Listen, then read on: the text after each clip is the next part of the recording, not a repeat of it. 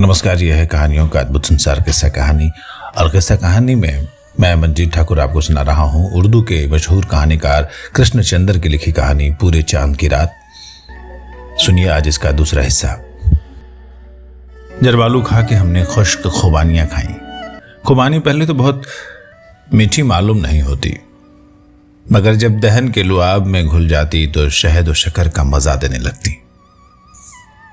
नर्म नर्म, बहुत मीठी है ये, मैंने कहा। उसने एक गुठली को दांतों से तोड़ा और खुबानी का बीज निकाल के मुझे दिया। खाओ। बीज बादाम की तरफ मीठा था। ऐसी खुबानियां मैंने कभी नहीं खाई। उसने कहा, ये हमारे आंगन का पेड़ है।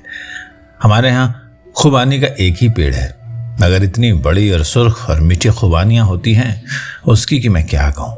जब खुबानियां पक जाती हैं तो मेरी सारी सहेलियां इकट्ठी हो जाती हैं और खुबानियां खिलाने को कहती हैं। पिछली बहार में, और मैंने सोचा पिछली बहार में मैं नहीं था, मगर खुबानी का पेड़ आंगन में इसी तरह खड़ा था। पिछली बहार में वो नाजुक नाजुक पत्तों से भर गया था। फिर उसमें कच्ची खुबानियों के सब्ज और नोकीले फल लगे थे। अभी इन खुबानियों में गुठली पैदा नहीं हुई थी और ये कच्चे खट्टे फल दोपहर के खाने के साथ चटनी का काम देते थे। पिछली बहार में मैं नहीं था और फिर इन खुबानियों में गुठलियां पैदा हो गईं और खुबानियों का रंग हल्का सुनहरा होने लगा था और गुठलियों के अंदर नरम नरम बीज अपने जायके में सब्ज बादामों को भी मात करते थे। पिछली बहार में मैं नहीं था और ये सुर्ख सुर्ख खुबानियां जो अपनी रंगत में कश्मीरी दोशीज़ाओं की तरह सबीह थीं और ऐसे ही रसदार, सब्ज सब्ज पत्तों के झुमरों से झांकती नजर आती थीं। फिर अल्हड़ लड़कियां आंगन में नाचने लगती हैं और छोटा भाई दरख्त के ऊपर चढ़ गया और खुबानियां तोड़ तोड़कर अपनी बहन की सहेलियों के लिए फेंकता गया। कितनी मीठी थी तो पिछली बहार की रस भरी खुबानियां, जब मैं नहीं था। खुबानियां खा के उसने मकई का भुट्टा निकाला। ऐसी सौंधी सौंधी खुशबू थी, सुनहरा सेका हुआ भुट्टा और करकरे दाने, साफ शफाफ मोतियों की सी जिला लिए हुए और जायके में बेहद शीरीं। वो बोली, ये मिस्री मकई के भुट्टे हैं, बेहद मीठे। मैंने भुट्टा खाते हुए कहा। वो बोली, पिछली फसल के लिए रखे थे घड़ों में छिपा के, अम्मा की आंख से उछल। मैंने भुट्टा एक जगह से खाया, दाने की चंद कतारें रहने दें। फिर उसी जगह से उसने खाया और दानों की चंद कतारें मेरे लिए रहने दी, जिन्हें मैं खाने लगा। और इस तरह हम दोनों एक ही भुट्टे से खाते गए। और मैंने सोचा, ये मिस्री मकई के भुट्टे कितने मीठे हैं। ये पिछली फसल के भुट्टे, जब तू थी लेकिन मैं नहीं था, जब तेरे बाप ने हल चलाया था खेतों में, गोड़ी की थी, बीज बोए थे, बादलों ने पानी दिया था, जमीन ने सब्ज सब्ज रंग के छोटे छोटे पौधे उगाए थे जिनमें तूने निलाई की थी। फिर पौधे बड़े हो गए और उनके सरों पर सरियां निकल आई थी और हवा में झूमने लगी थी और तू मकई के पौधों पर हरे हरे भुट्टे देखने लगी थी, जब मैं नहीं था। लेकिन भुट्टों के अंदर दाने पैदा हो रहे थे, दूध भरे दाने, जिनकी नाजुक जिल्द के ऊपर अगर जरा सी भी नाखून लग जाए तो दूध बाहर निकल आता है। ऐसे नर्म और नाजुक भुट्टे इस धरती ने उगाए थे और मैं नहीं था। और फिर ये भुट्टे जवान और तवाना हो गए और उनका रस पुख्ता हो गया, पुख्ता और सख्त। अब नाखून लगाने से कुछ नहीं होता था, अपने नाखून कहीं टूटने का एहतिमाल था। भुट्टों की मूछें जो पहले पीली थी अब सुनहरी और आखिर में स्याही माइल होती गई। मकई के भुट्टों का रंग जमीन की तरह भूरा होता चला गया।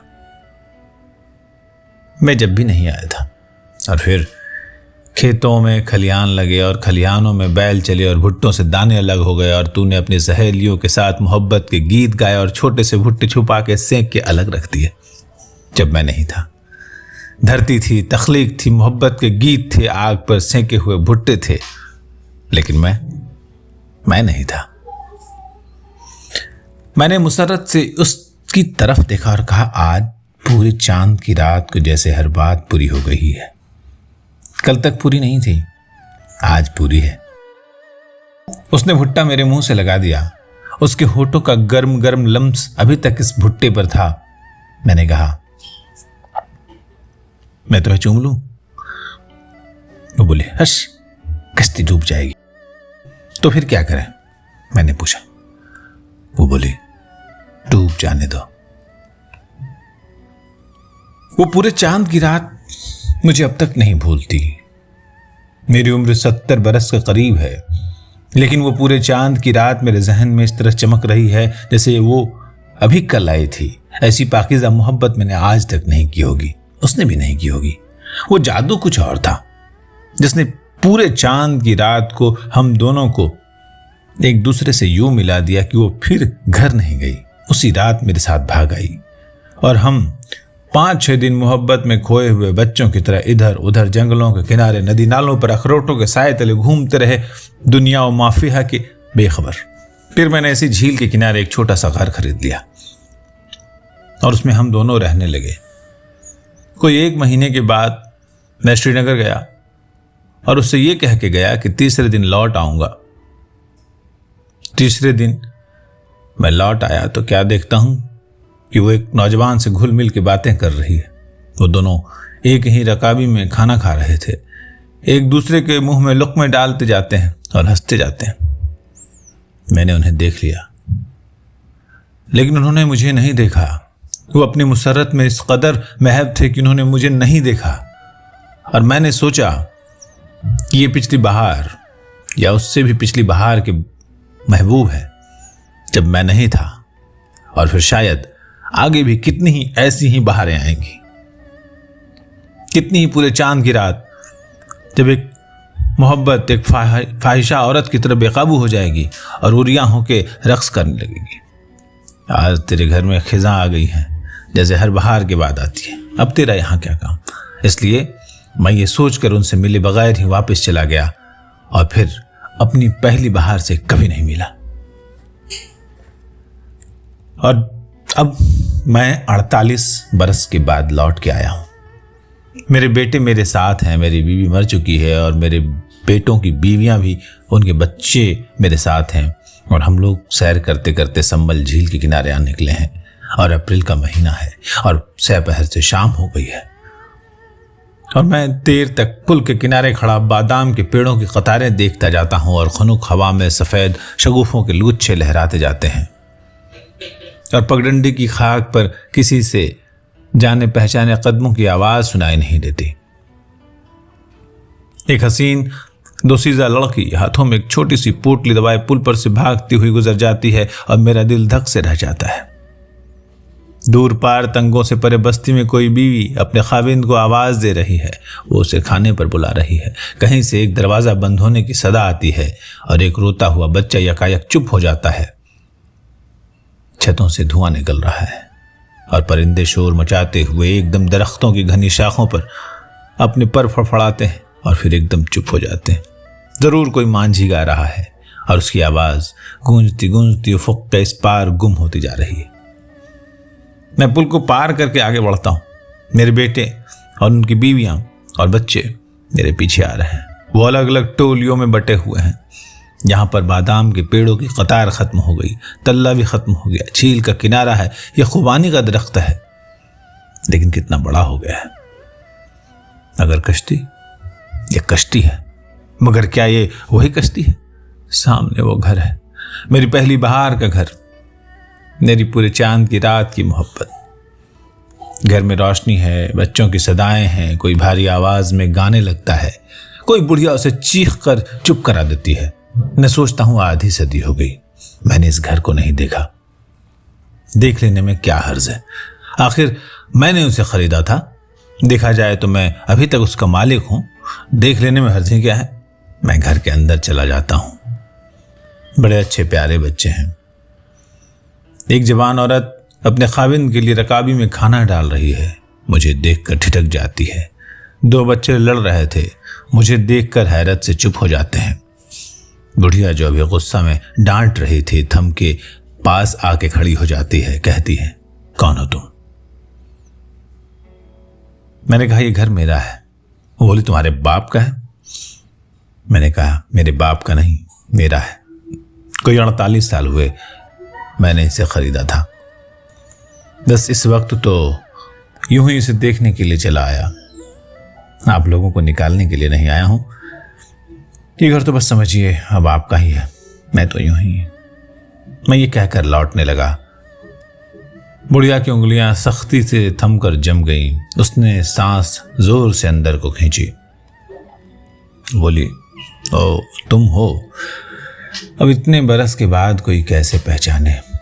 वो थम से लगी देर तक खामोश खड़ी रही। मैं नीचे आंगन में चुपचाप खड़ा उसकी तरफ देखता रहा। फिर वो आप ही आप हंस दी। बोली, आओ मैं तुम्हें अपने घर के लोगों से मिलाऊं। देखो, ये मेरा बड़ा बेटा है, ये इससे छोटा है, ये बड़े बेटे की बीवी है, ये मेरा बड़ा पोता है, सलाम करो बेटा। ये पोती, ये मेरे खाविंद है। जगाना नहीं, परसों से उसे बुखार आ रहा है, सोने दो उसे। वो बोली, तुम्हारी क्या खातिर करूं? मैंने दीवार पर खूंटी से टंगे हुए मकई के भुट्टों को देखा। सेके हुए भुट्टे, सुनहरे मोतियों के से शफाफ दाने। हम दोनों मुस्कुरा दिए। वो बोली, मेरे तो बहुत से दांत चढ़ चुके हैं, जो हैं वो भी अब काम नहीं करते। मैंने कहा, यही हाल मेरा भी है, भुट्टा नहीं खा सकूंगा। मुझे घर के अंदर घुसते देखकर मेरे घर के अफराद भी अंदर चले आए थे। खूब गहमा गहमी थी। बच्चे एक दूसरे से बहुत जल्द घुल मिल गए। हम दोनों आहिस्ता आहिस्ता बाहर चले गए, आहिस्ता आहिस्ता झील के किनारे चले गए। वो बोली, मैंने 6 बरस तुम्हारा इंतजार किया, तुम उस रोज क्यों नहीं आए? मैंने कहा, मैं आया था, मगर तुम्हें किसी दूसरे नौजवान के साथ देखकर वापस चला गया था। क्या कहते हो? वो बोली, हाँ, उस रोज तुम खाना खा रही थी एक ही रकाबी में, वो तुम्हारे मुंह में और तुम उसके मुंह में लुक़्मे डाल रही थी। वो एकदम चुप हो गई, फिर जोर जोर से हंसने लगी, जोर जोर से हंसने लगी। क्या हुआ? मैंने हैरान होकर पूछा। बोली, अरे वो तो मेरा सगा भाई था। वो फिर जोर जोर से हंसने लगी। वो मुझसे मिलने के लिए आया था, उसी रोज तुम भी आने वाले थे। वो वापस जा रहा था, मैंने उसे रोक लिया कि तुमसे मिल के जाए, तुम फिर आए ही नहीं। वो एकदम संजीदा हो गई। 6 बरस मैंने तुम्हारा इंतजार किया। तुम्हारे जाने के बाद मुझे खुदा ने बेटा दिया, तुम्हारा बेटा, मगर 1 साल बाद वो भी मर गया। 4 साल और मैंने तुम्हारी राह देखी, मगर तुम नहीं आए। फिर मैंने शादी कर ली। 2 बच्चे बाहर निकल आए। खेलते खेलते एक बच्चा दूसरी बच्ची को मकई का भुट्टा खिला रहा था। उसने कहा, वो मेरा पोता है। मैंने कहा, वो मेरी पोती है।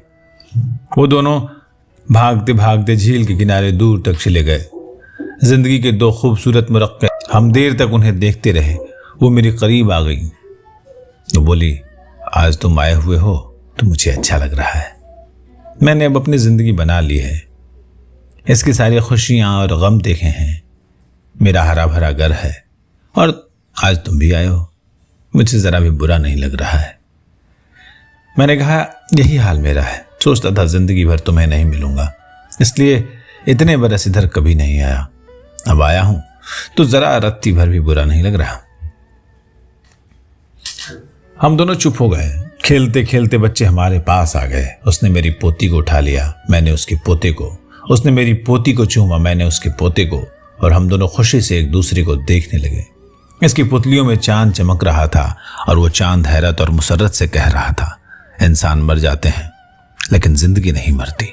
बहार खत्म हो जाती है लेकिन फिर दूसरी बहार आ जाती है। छोटी छोटी मोहब्बतें भी खत्म हो जाती हैं लेकिन जिंदगी की बड़ी और अजीम सच्ची मोहब्बत हमेशा कायम रहती है। तुम दोनों पिछली बहार में नहीं थे, ये बहार तुमने देखी। इससे अगली बहार में तुम नहीं होगे, लेकिन जिंदगी फिर भी होगी और जवानी भी होगी और खूबसूरती और रानाई और मासूमियत भी। बच्चे हमारी गोद से उतर पड़े क्योंकि वो अलग से खेलना चाहते थे। वो भागते हुए खुबानी के दरख्त के करीब चले गए जहां कश्ती बंधी थी। मैंने पूछा, ये वही दरख्त है? उसने मुस्कुरा कर कहा, नहीं, ये दूसरा दरख्त है। अभी आप सुन रहे थे कृष्णचंद्र की लिखी हुई पूरे चांद की रात और ये आवाज मंजीत ठाकुर की।